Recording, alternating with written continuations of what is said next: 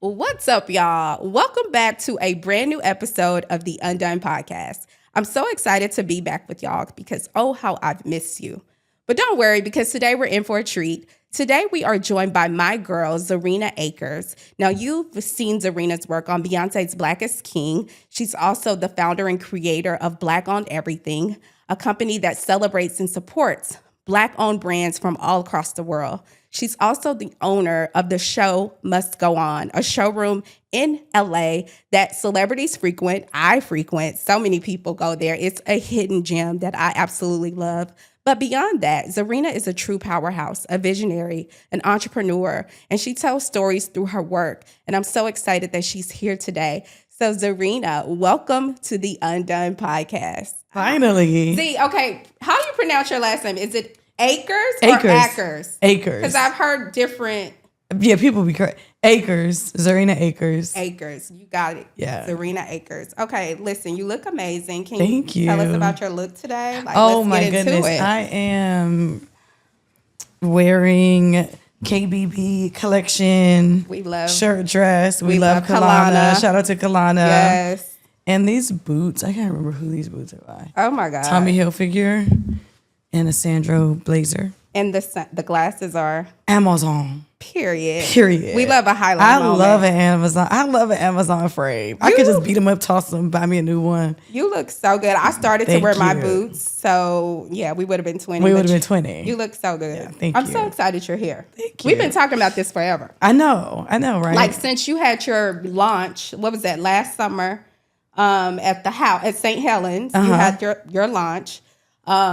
And we were talking about it then. I was so excited for you. So many people were there, people you love. Talk about that moment when you decided to, launch St. Helens. You're no longer there, but we'll get into that later. Yeah. But talk about that moment for you, because that day I feel like you were celebrated. You got your flowers. How did you feel? Yeah, that was an incredible day. So basically, I purchased this, $3 million house. Let's call it what it is. And I had this grand idea of it being like our house, of it being like our pool. Like we all got a pool now. Right. So I wanted to like host events and host community. And then I ended up putting my showroom, The Show Must Go On. I have a luxury wardrobe rental showroom.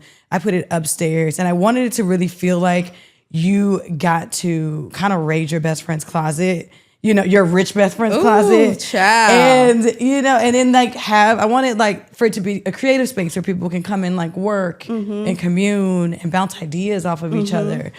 Unfortunately, I basically had a racist neighbor. They were complaining sometimes when we would do things over there. Oh, it's horrendous. Yeah, it was horrendous. And it was I heard him say he didn't think I could hear him. And he said, I'm going to get this N-word out of here. Wow. So I really felt like I went through, I don't know, I got a taste of what it was like for people moving into certain communities.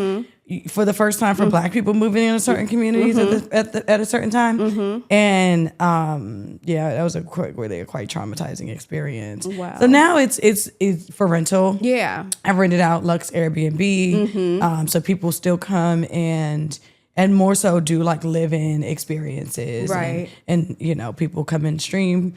Do streaming there, you know what I mean? Right. So it's still very much up and running. But to have my showroom clients coming in there, I just couldn't take it anymore. I'm glad you moved so to now Melrose. we're on Melrose. Praise God. Right by Fairfax, honey. Yes. I know. We're just upstairs.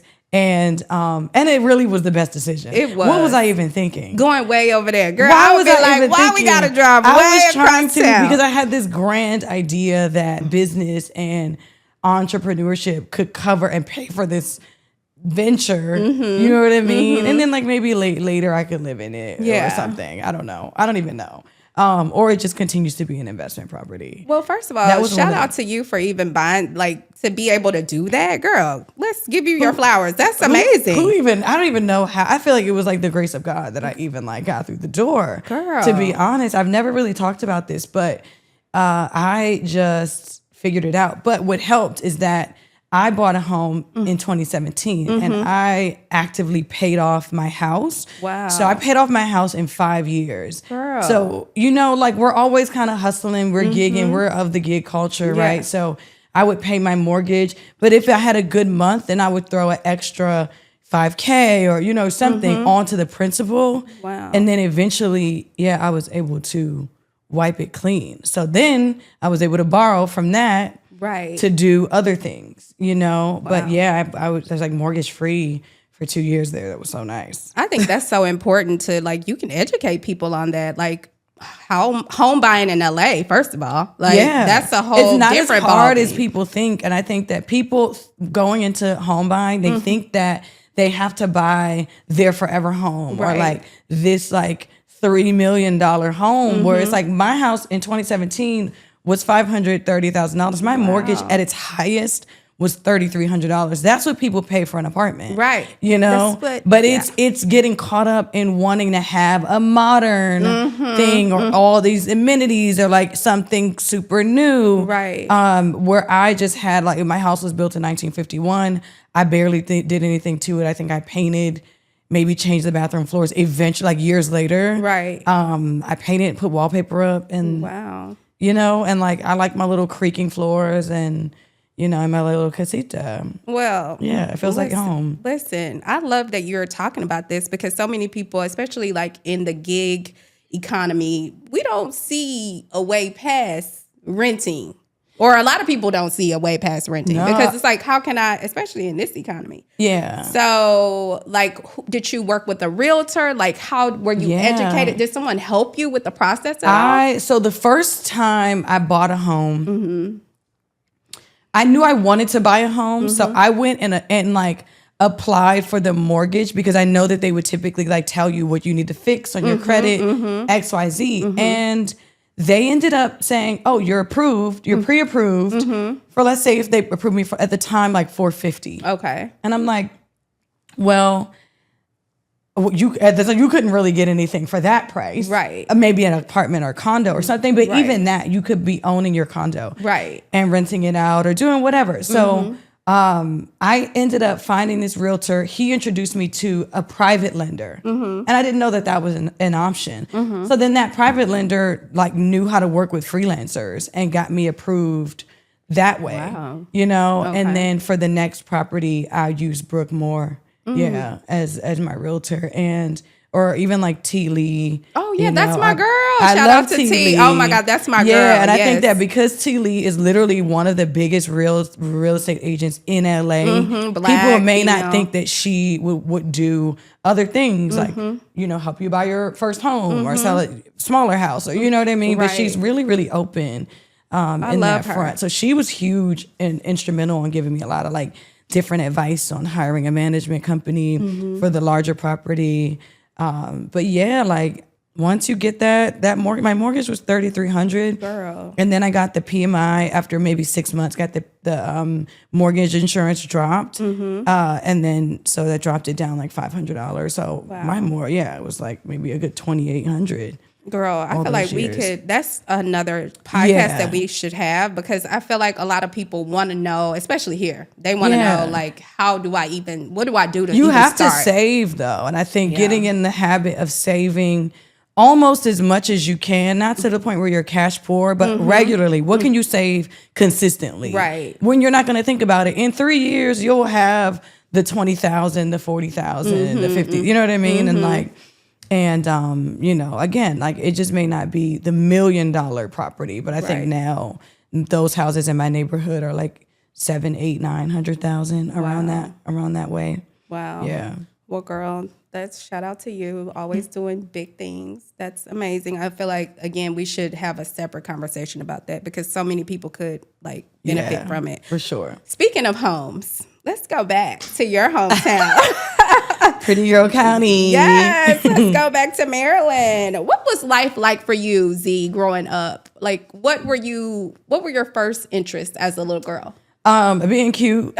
I wanted to, when I was a little girl. I was somewhat of a tomboy because my little sister was a tomboy. So we just like, played and was really rough. I was always into fashion. I would try to like look at the magazines and see if I could guess the designer of things. Wow. But I think it stemmed from, and I think like most young Black girls, it stemmed from wanting to be cute. Right. And wanting to be presentable. Right. I was always like into the girlier side of things, the pinks, the purples, the frills. The polka dots. Yes. There was That's why this I wore dress. this polka dot for you. Oh my goodness. There was this red dress that I have, and I'll give you a picture. Yes. Red dress, white polka dots. I swear I was wearing that dress from ages like 3 to 5. They would have to hide the dress from me. I would go climb up into the closet and try to find this dress, and they would catch me like scaling the closet to get this dress down because I just want to live in I it. live for a polka dot moment. And I think that was my first like, for kind of first love, and then eventually in high school I made my own clothes, striving to be best dressed. Girl. And I started selling clothes, and that's, I remember even being in elementary school making beaded bracelets, selling them for $1. You were always I an was entrepreneur. always You were always a businesswoman. I love that. You talk about how fashion became, like you've said, a form of storytelling for you since you were a little kid. How did your own story, your background, your experiences shape the way that, we see you today? All fabulous and everything. You know what? I feel like I always wanted to kind of separate myself from the group in a way. That was me too. Yeah, like I grew up, like I didn't necessarily grow up with my mom. My aunt and my grandmother raised me. Yes.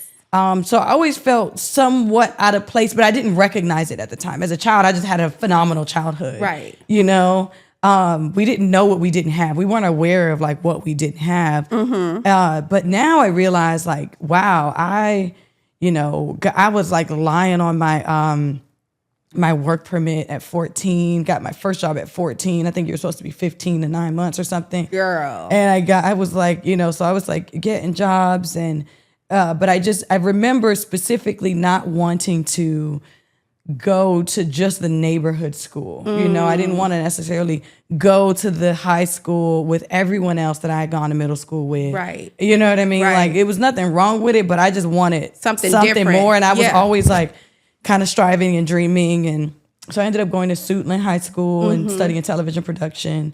That introduced me to New York, and then I ended up I did not a study abroad, like a summer program in Philly. So then I did school in Philly for 2 years to like get acclimated as an adult coming out of, leaving home for the first time. Right. I'm 2 hours away. It's a smaller city. Right. And then I moved to New York 2 years later. And I lived in New York for 13 years. And then you were interning at W. Yeah, I landed while in Philly. I landed my first internship at W Magazine. Wow. This is crazy because I would commute 2 hours on the Chinatown bus Girl. to go to my internship every day. And then I think at some point I started staying with my godmother or something, but I was going into New York 3 days a week and then doing class in Philly 2 days a week.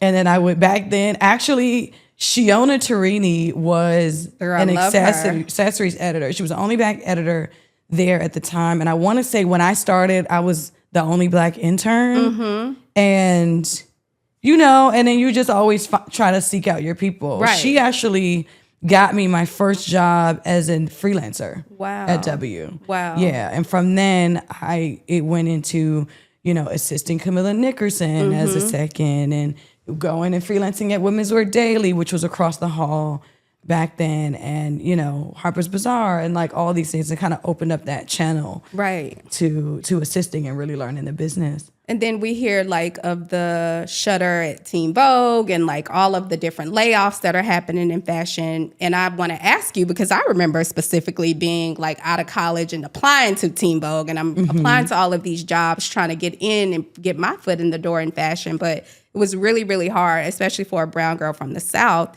How did you navigate? Okay, you got the internship at W, but then how are you able to catapult that to, okay, I got this job and I got this job. How were you able to take that W experience as an intern and an assistant to get other opportunities for yourself? It was just showing up. It was showing up. And I think it started with, okay, even though I was an intern in the fashion closet, I was still tap in with the accessories editors when we were done our work. Got and it. say, hey, do you need anything? And I would stay late. Or before I started freelancing, I offered to work for free. See? So if I was hitting up Shiona for like a follow-up something and she was really overwhelmed, I'm like, oh, I'll come in and help you guys do whatever you need me to do. Right. You know, so that led to a freelance position. But then after that, it was just, you know, a combination of reaching out, staying in touch. And because I always think like out of sight, out of mind. Girl. You know, you got to go to the events, you got to show up. You got to send the emails. Say that again, Z. You know, you got to show up. You have to show up. You do. That's you're a part of gonna, it. You're not gonna meet your destiny on Uber Eats. You know what I mean? My friend always say, "I'm not gonna be my man on Uber Eats. I gotta go outside. Gotta go outside." Okay. You know. Yes, Yeah. I love that. And then speaking of, because let me just give my girl her flowers. You are an Emmy award winning. All of this catapulted and led to different things, honey. Ain't that and we're crazy? gonna get into all of it. But I just have to say this: you are an Emmy award winning costume designer. Yeah. So how does one go from, you know, an intern at W to now being an Emmy award winning costume designer? And obviously we'll talk about your work with Beyonce and everything, but I was gonna say Beyonce. That's how that happened. girl. Yeah, I mean, Beyonce, my time working with Beyonce was so invaluable, Oh my God. to have access to the kind of platform that she has, Yes. obviously, but to be given, the budgets to create and the freedom to create, like that's how that happened. Wow. I think without that, I don't know. I don't really know what that would look like, because I think a lot of people now are like really constrained. Yes. But she just really allowed like the freedom of creativity, and provided the resources to do that. And that was invaluable. Okay, Yeah. now Z, UnDunn, honey. It's good girlfriends catching up over wine. Yeah, it really How is. does one get with the Beyonce? How did you know land what's- that? You know what's crazy? Okay, so I was an assistant. I was in my final internship, I was working with Lori Goldstein. Okay. I ended up quitting. She hired me, and I want to say I quit maybe 3 days into the job. Wow. And I was her intern for like 8 months. Wow. But people change when you know. And I'm saying names because who cares? This is a safe space. Yeah, and like and people change when they start to pay you, right? Right. So I kind of left fashion because I was like, these people are crazy. Yeah. In terms of like the editorial Yeah. space and that high-end luxury world. And I started working more in, I think I got this gig on Craigslist. Ray Oliveira, he's a stylist. He still styles. I got a job with him once. And I want to say I really do think I landed it on Craigslist. And I showed up to his Girl. house. I had to walk from like 8th Avenue to 10th Avenue to his place. Wow. It was pouring raining. I showed up to his door. I didn't have an umbrella. Didn't realize it was going to rain. Showed up to his door soaking wet. Oh my God. Like, I'm here. Sorry. I'm like late. a wet dog at the door.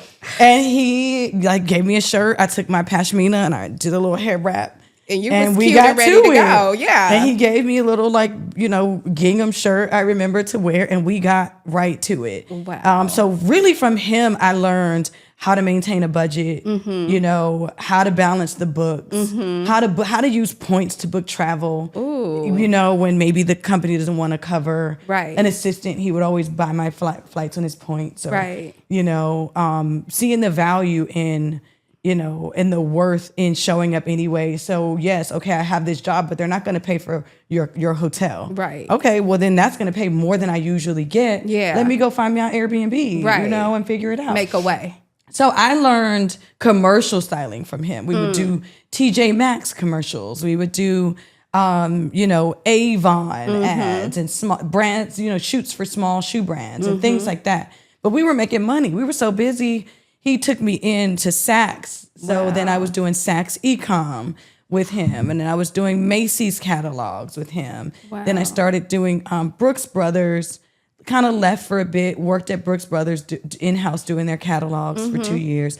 Came back to Papa, and he took me right in and we worked again. And it was shortly after that I had the opportunity. I met with Kwesi Frazier, who used to be a creative assistant back then. He, you know what? It wasn't even with him. This is the real tea. This is the real story. Give us the real tea. So this is the real tea. DeAndre DeCosta is a photographer friend of both of ours. So we, you know, we would do test shoots. We were hustling. We were just like doing test shoots for our books. And I'm like, DeAndre, I'm baking a lasagna tonight. Do you want to come over? Right. So he's like, yeah, perfect. I'm going to come over, but can I invite a friend? Now I'm like young. My coins ain't stretching like that. Right. So I'm like, oh my God, like, you got to bring a friend. Like, dude, like, I need this lasagna to last me all week. Like, I had two big men eating off my lasagna. And I heard my aunt's voice in my head to say, you're never stingy with food. Ooh. And I said, yeah, sure, bring them. By the end of the dinner, DeAndre leaves, Kwesi stays, over wine. We're just talking about our dreams, aspirations. I'm like, I want to go out on my own soon. I want to do this. I want to do that. And he goes, well, you know, she's looking for someone. Who is this she? And it was Beyonce, because I knew he worked in-house with Beyonce, but I had assisted maybe B. Ackerland on a music video or two, but like I was like third assistant in line. I wasn't like forward facing. I didn't really learn that much. I was just there to support. Right. And to be a part of the thing. You know, we love Beyonce. Okay. Come on now. We love Beyonce. Let's be for real. Always and forever. So after that, he's like, and then like a month later, he got me a meeting with Angie BNC. We do the meeting. Then I meet with B and girl. And I don't know what I'm doing. My hair wasn't even done. I was just like, just show up. And I think often a lot of times the thing about it is that a lot of people are more afraid of success than they are of failure. Yes. So when they have the opportunity, they don't show up. Because they're like, they talk themselves out of it. Exactly. Yeah. Exactly. And I find that if I always live by this golden rule, like if it's for you, if you can handle it, right? Like God only will put something in front of you if you can handle it. Right. If you He's not going to give you more than you can bear. But if you couldn't handle it for somehow, some way, it'll fall away. You know what I mean? The thing will get canceled. The whatever it is, right? Like, it'll be kind of removed from your path. Right. So if it's still there, go and do it. Don't be the one that's standing in your own way. You know? That's a word, Z. You know, like don't be the one that's just going to turn around and walk the opposite direction. Like that's not up to you. Right. You know? Right. It's up to you to show up. Yeah. So we we did a trial. This is crazy. I've heard about the trial. We did a trial. And they was like, okay, take the weekend. Here's the X amount. Yeah. And what would you do?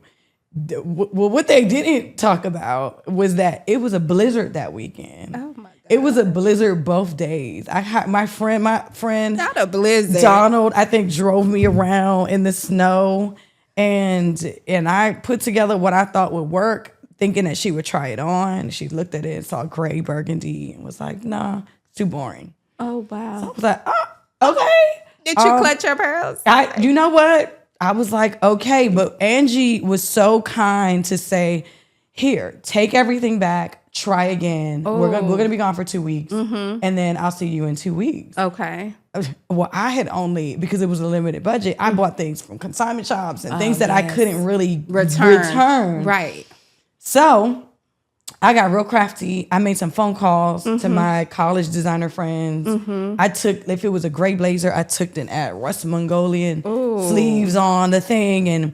And by the time they came back, she had a whole rack of all interchangeable looks. Right. You know. But see, that's why you're you. That's what got me the gig. Because then we did a month's trial. But that's what got me the gig, because she was like, oh, I like that she didn't give up and that she tried again. Right. And you didn't just try again. You were like, okay, let me get innovative. Let me get creative. That's a word and for let me some figure people. It out. Because some people will take that and be like, head between their legs. Oh, I messed up. I failed. It's not for me. I called in all the goons. I called my friend Peju. She connected me with whatever small small showrooms and things like that people would just give like 3 pairs of jeans or, you know what I mean? Like, and we figured it out. Girl. And then I didn't hear back from them necessarily, gave them the stuff. And then I saw her like maybe New Year's Day wearing one of the outfits. So I knew it went well. Then it wasn't until like another 9 months that I heard from that. And that was me following up.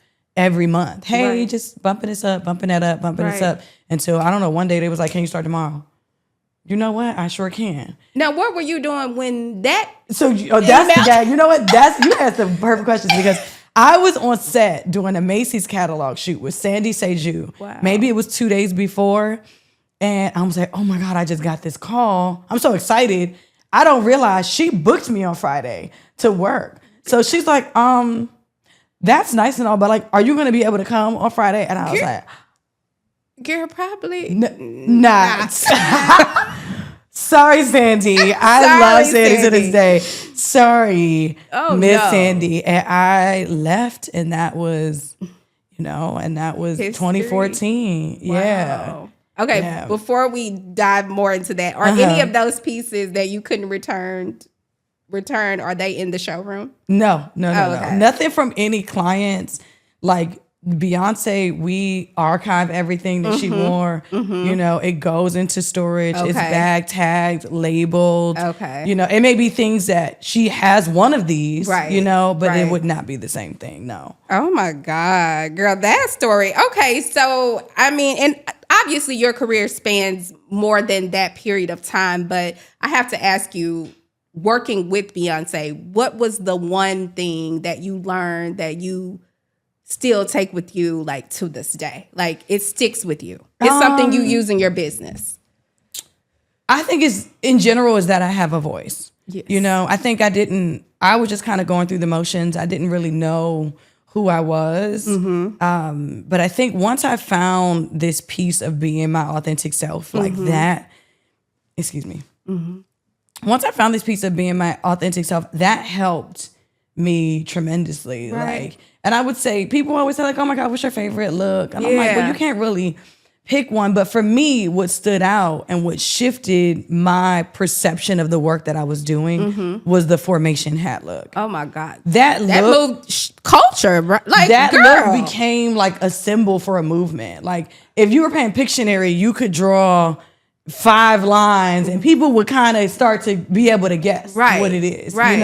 Right. So that's the look that made me realize that I was doing work that would outlive me. You know what I mean? Like, and no matter what I'm doing. So whether it's with Megan Thee Stallion or like these, when you go down into the Rock and Roll Hall of Fame, and when you go down into, these museums and Madame Tussauds and, there are, images of like Karol G, her wax figure at Madame Tussauds is a look that we did for Coachella. So it's like I'm now able to create work that will outlive me. So it's so much bigger than what I want. Like it's a collaborative effort. You know, as a stylist, it's not.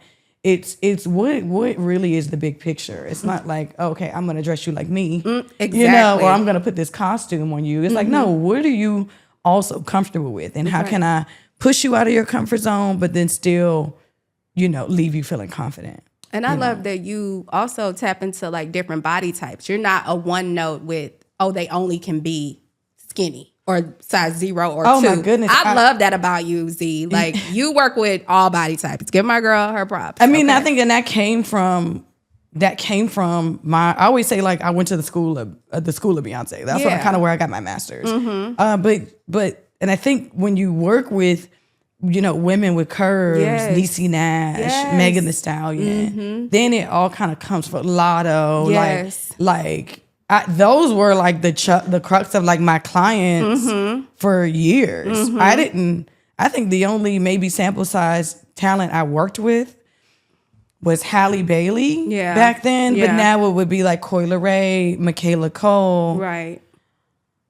Don't start me to line, but I want to say everybody else was curvy, or had body. Right. They might have been plus per se, But they had body. Yeah, for sure. Yeah. And I love that about you. How do you approach styling a client, like a regular just client for a carpet versus a campaign or like Black is King, for example? How do you approach it? Is it like 2 different approaches to, okay, we got to strategize like this? How do you go about it? Yeah, for me, the cool part about the Showroom, the Show Must Go On that I have. Which we love. Thank you so much for your support. Girl, I feel like you're like one of my day ones. I am very much a day one. Yeah. Okay.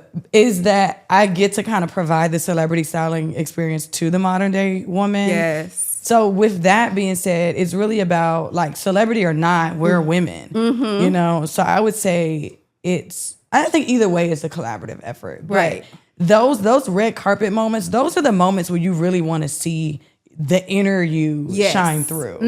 You know, like you want it to feel natural. You want it to feel like you was just a bad bitch that went and picked up a dress and put on a dress. You know what I mean? And that's like, how you feel going to the showroom. and you want, you know, so I think whereas like music videos and performances, we get to play into a much larger like fantasy picture. Right. You know, right. So it's things like those are the cultural moments where like you, again, like we get to kind of have like more of like a kind of whimsical fantasy, somewhat even sometimes stripped back, like, you know, version of play, you know, where it's not necessarily like relatable. Like I think on both aspects, you still want it to be aspirational. Right. But you don't have to necessarily stick to, you know, what's going to kind of win best dress on the carpet. I think you can take more risk. Yeah. You can take more risk. And there's more storytelling involved. And that's the fun part. Right. Like, yeah, I've been wanting to like get into more like television and film and just for the art of like storytelling and like developing a character. Right. Like what was she like at 21? I could see you on All's Fair. Like All's costume design. I could see you. Down. Girl. Like Ryan Murphy. Like, can I get season 2? Our girl. Yeah, but also can I get like the reboot of Girlfriends? Oh, you know what I mean? Because I feel like it's coming. So you definitely need to be. Or can I get a different world? Because that would eat too. Girl, I'm gonna. We put all of this out there. Yes, we put all of this out there. I love that, but I feel like you already storytell with your clients. And that's the thing. It's like I like to shape shift, and contribute and do my part to culture. You already have. You know, so it's like even if it's like Jasmine Sullivan winning her first Grammy in that black and white suit, like embroidered suit with the glasses, or Michaela Cole winning her first Emmy. Oh my God, girl! Within the Christopher John Rogers like neon 2-piece, or my God, or Beyonce becoming the most decorated, you know, Grammy Award winning artist of all time. Right. Like, you know, so supporting women and supporting Black women specifically, even though I want to work with men more. Do you? I do. Which men do you want to work with? Girl. Like, could I work with Chris Brown? Oh my God, I could see that. I feel like Chris Brown seems fun. He's like into fashion. I could see that. And I would love to see him like get booked in a film. Oh, I could. And then slay a red carpet. In suit, boom. Something different that we have not seen from him. Or like a play. Like, don't you think Chris Brown would eat like he would eat in a Broadway play? He would eat in a play. He would eat in a play. He would. You know? And I just want to see him, like, because he already has the cult following. Right. You know what I mean? And the look. So it's just a matter of. And the love of fashion. Yeah. You know, he likes to experiment. Like, he just seems fun to dress. I can see that. That's good too. You know, or like a little athlete. You know, some athletes. Stefan? Diggs? Maybe. I mean, because he's a fashion guy. Yeah. So, I mean. It depends. I just want to like see how men compare to women. You know? I could definitely see you in that lane. I could see it. Like seamlessly. Like not like it wouldn't be like a stretch. Right. I love that. Okay. You've been instrumental in celebrating and amplifying Black designers, especially like with your clients, like Beyonce in particular. You know, you'll put her in a bag or this and people go crazy for it. Why is that representation so important for you to, you know, amplify and advocate for on your clients? It's really about spreading the wealth. Like, let's get down to it. Like, okay, like the large Parisian, Italian fashion houses, they're good, right? Yeah. We can always support them. We can always support those brands, those companies, those institutions. But I think supporting an independent designer, Black brown, otherwise, like just supporting an independent designer right. at the core shifts the trajectory of what they even thought their brand right. could be. So let's say Sarah Dior, she has the brand Tungoro. Mm-hmm. That year, I think Beyonce wore her outfits twice, and like on like a street style, right? Or like, and then like on a boat. I remember, yeah. Mm-hmm. The picture wasn't even clear. That I think Sarah that year went from employing 7 people to employing 50 people. Wow! And just the reach of that is just immeasurable. You know what I mean? Like you can't. How many families are then able to be fed? Like, right. How much success now somebody can actually work and do what they love and create for a living. Right. Like maybe they get to quit their 9 to 5. Exactly. You know what I mean? Yeah. And really take their business, on full time.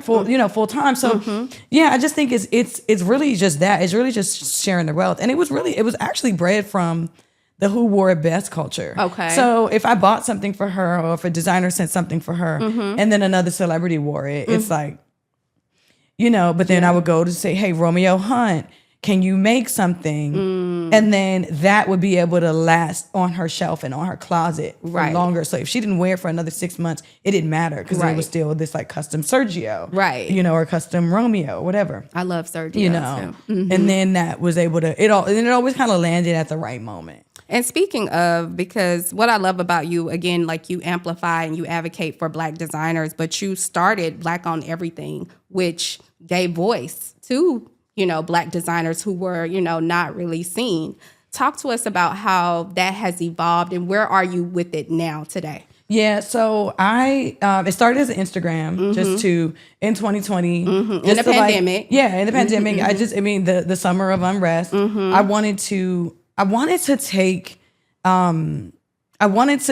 honestly wanted to post things that I was coming across, but I found like Mims, a car company. I found so many incredible things that people were making. Estelle color glass. Like it was all this stuff. So I was like, oh, let me just like post some things that I love and curate this page. It was a private page at first. And then I decided to take it public. And when I tell you, it went crazy. 10,000 followers in 3 days. We had 100,000 followers in a month. And now we're at 300 plus.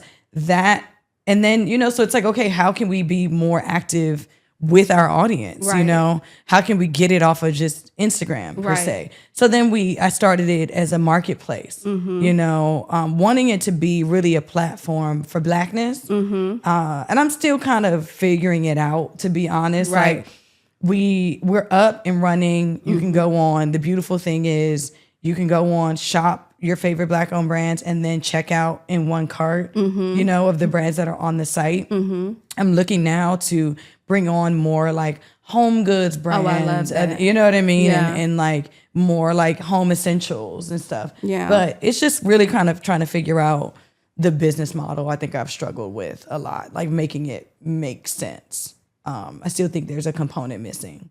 Absolutely. So if somebody has any input, your girl needs some help. She's here for the ideas. Yeah. Let's talk back about the show Must Go On. How did the name, because let me back up. Again, the showroom that you have it's amazing. If you guys haven't heard, go and check it out. I tell everybody about it. But how has your showroom in particular changed the way, or how do you hope that it would change the way that people shop? Yes. So I think that there is an insane amount of waste in general in our industry. And I think, when I started the showroom, it's the show must go on. Right. This is show business. Right.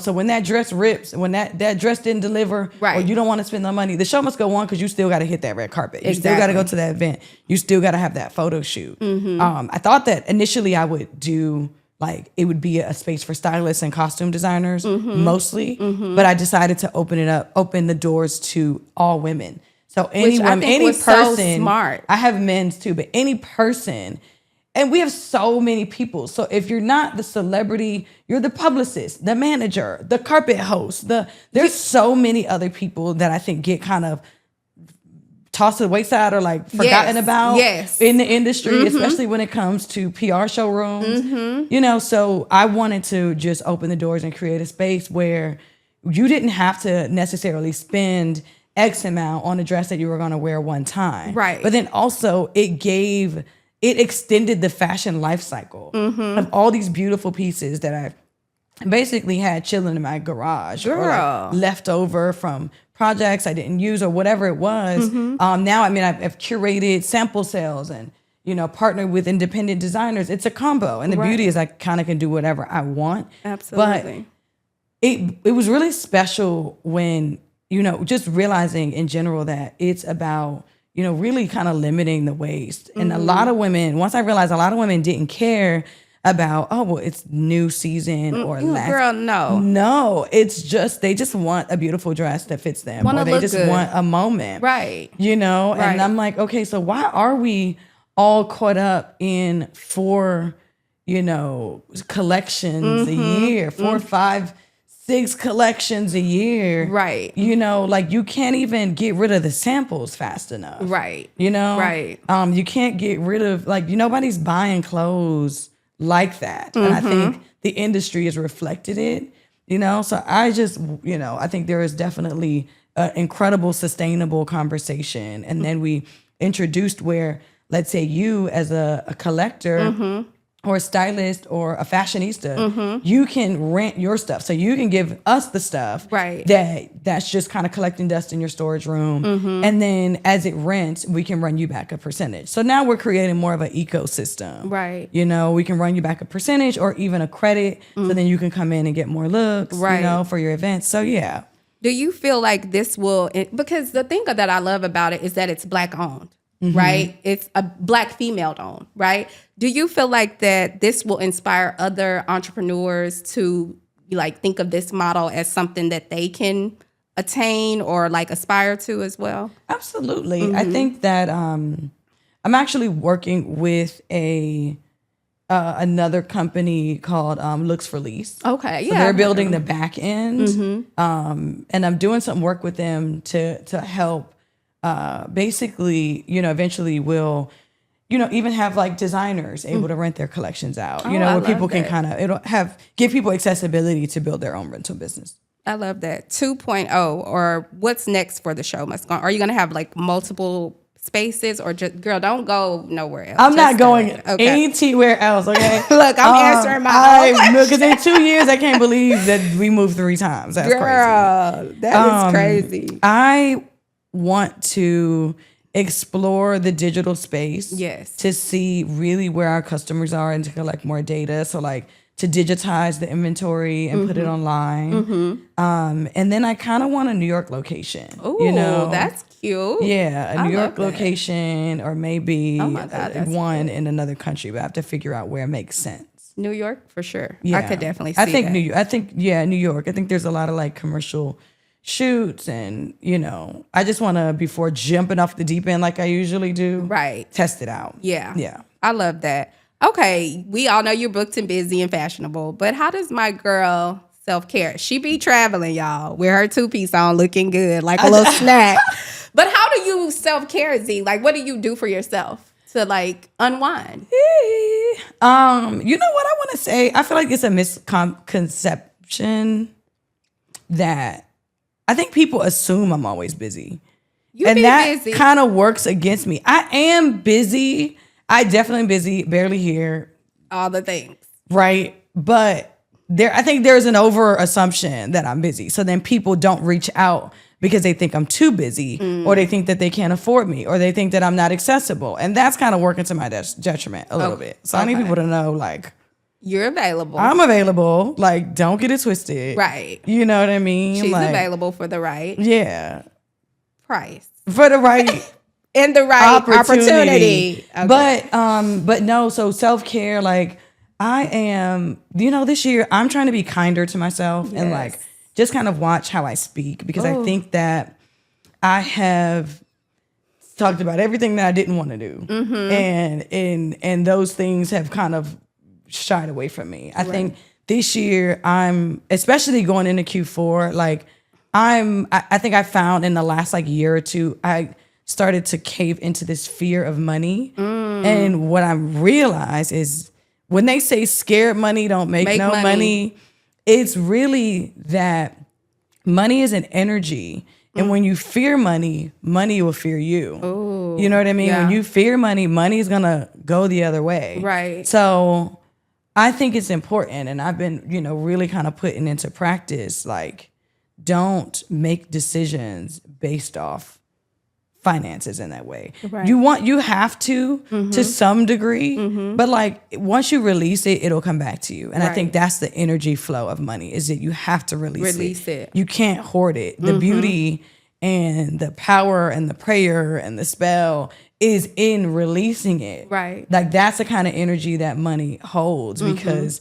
it can be a negative one if you if you use it that way. Right. But when you're able to kind of give back, give away, release, let it go, like it'll come back to you. Right. But so I don't know if that's a self-care thing, but those are my like lessons this year. But self-care, I'm big on physical therapy. Like last night I went and got a massage. Yes. I do 2 hours. Shout out to Jorgelina. Ooh. But she like really gets in there. Girl. I try to work out. I've definitely been like not super in town to work out the last month. So I'm trying to get back to going into the gym and shaping my workouts like that.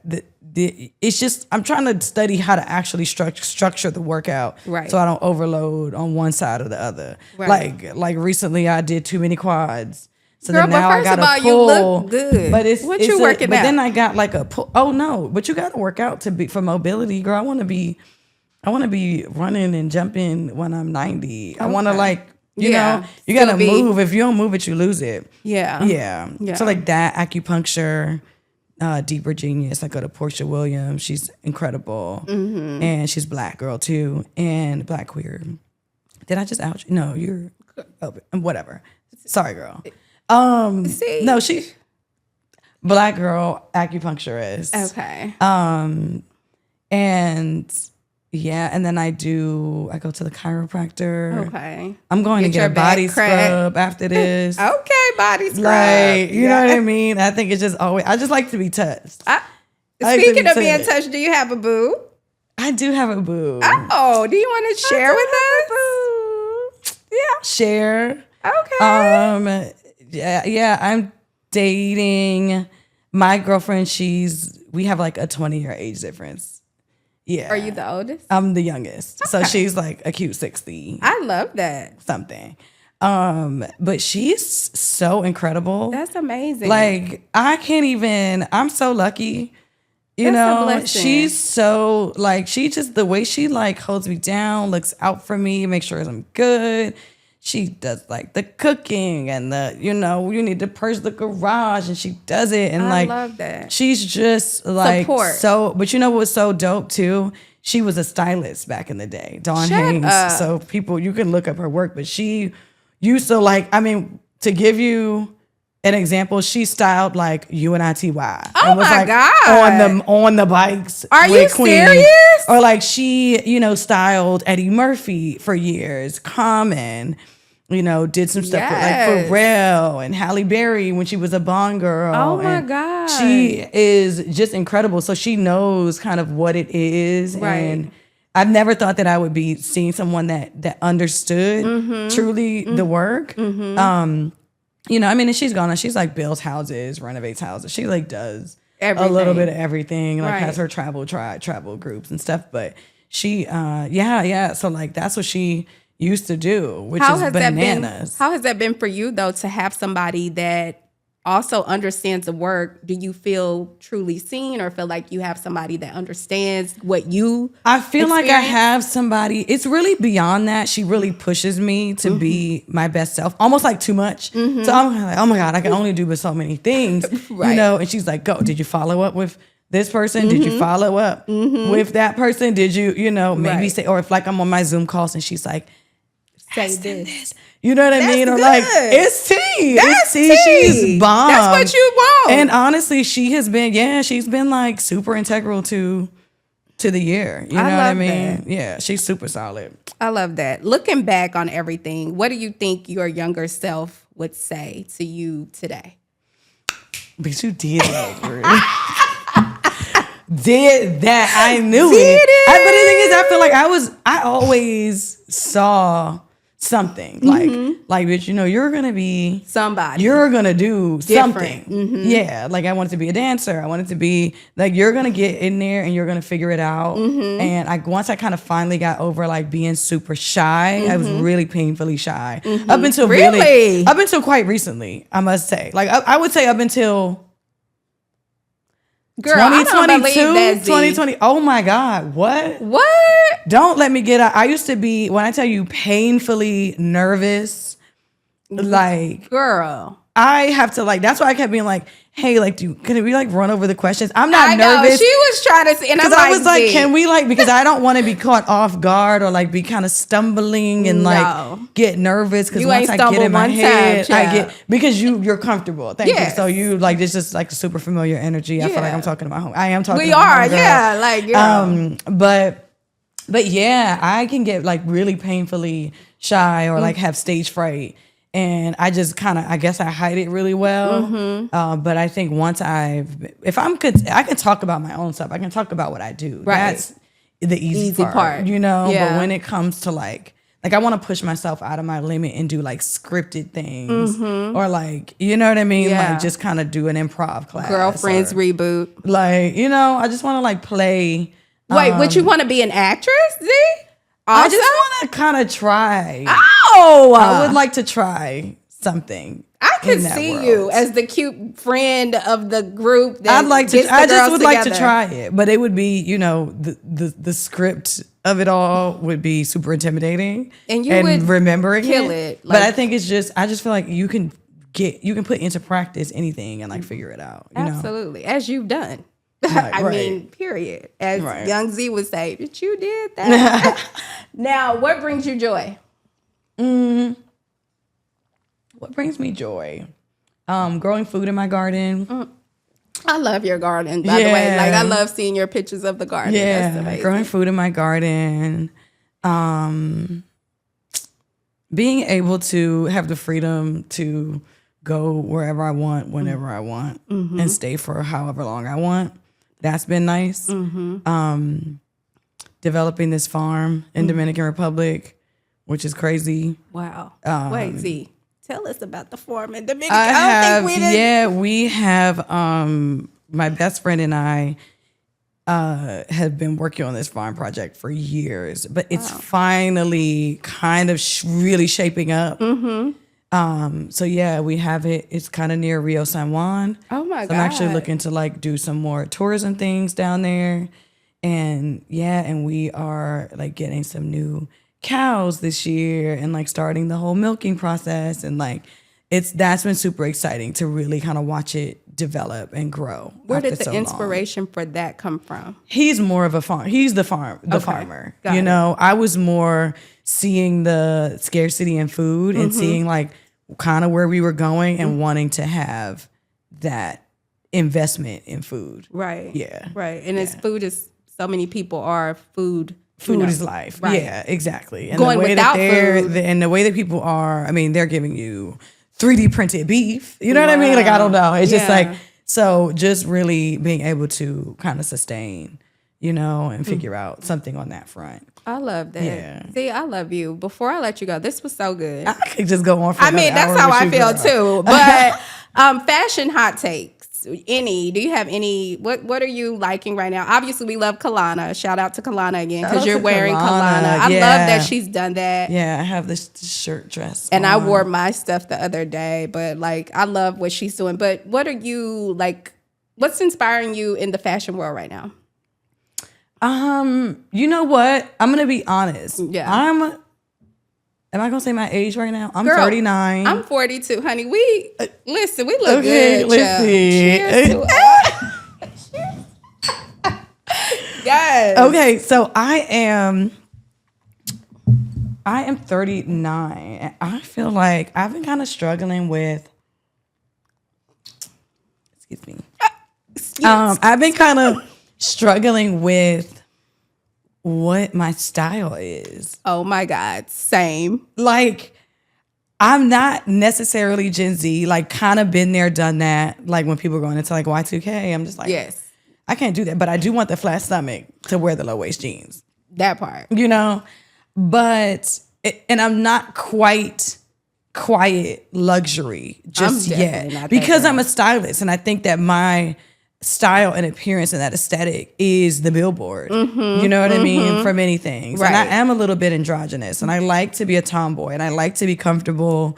So I've been really trying to decide, am I leaning into the cutesiness of this pixie Which we love. and Get giving into you this a pixie. little quirky girl? It's very 90s. It is very It's 90s. very and I think effortless, it's Nia still, Long, like- and I think so. I've been leaning more like black and white. Yes. My breasts got bigger, so I've been giving you like little titty tees. I've been giving a little tease too. Yeah, you know, a little titty tees, a little like leather. So I was just leaning into like black right now. That's kind of where I am with it. Like I'm not even really.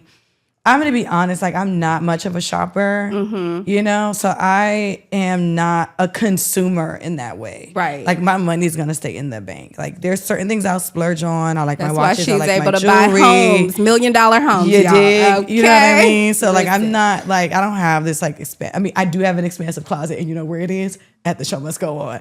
Get into it and tell the folks, speaking of, where they can go and find the show must go on. So TSMGO, the Yes. show must go on. So TSMGOFashionrental.com. You can go there and make an appointment. We're right at Melrose and Fairfax. Very central. That is also our Instagram page. So I'm hoping she puts it at the bottom of the We will screen. put it on the bottom. TSMGO Fashion Rental is the Instagram. It's also will be in my bio on my Instagram, Yes. Zerina Akers. Tell them where they can follow you. If Yeah, they're and not you can follow already. me at Zerina Akers, ZerinaAkers. And and you can literally make an appointment at your convenience. Yeah, it's and very just come in and check easy. it out. Oh my God. It's the easiest thing. It's so if you want a easy. stylist, like if you're intimidated by fashion and you want to have a stylist, you can book, a paid appointment, but you literally come in, you have an hour of focus time, your rack is pulled for you, your accessories, your shoes, or you can come in and browse the racks, and Right. try stuff on. And It's yeah. low hassle, low pressure. Nobody's over your back. Yep. It's nothing like that. It's Yeah. very easy. The You process can just come and is play in easy. some clothes. Even if you're going to be in LA, I like for people to come in, try on things that they know that they like, so they have for what their future events, and they can just send us a picture. Like, can you send me this? I'll come pick it up. Whatever. Right. Whatever. Yeah. Well, Z, thank you. This was Thank amazing. you. This is incredible. Thank you. Zerina Akers. I think it was my first in-person podcast. Rick, girl, no, it wasn't. I've seen you on other podcasts. For I real? think. I thought I feel like it always gave like a digital beat. Well, this digital too. I mean, no, but like a Zoom. Oh no, I felt like this was really like us this was having fab. drinks. But This was fab. this was fab. Thank you so much, Z. I appreciate you. Thank you. I love you. Love Thank you so much.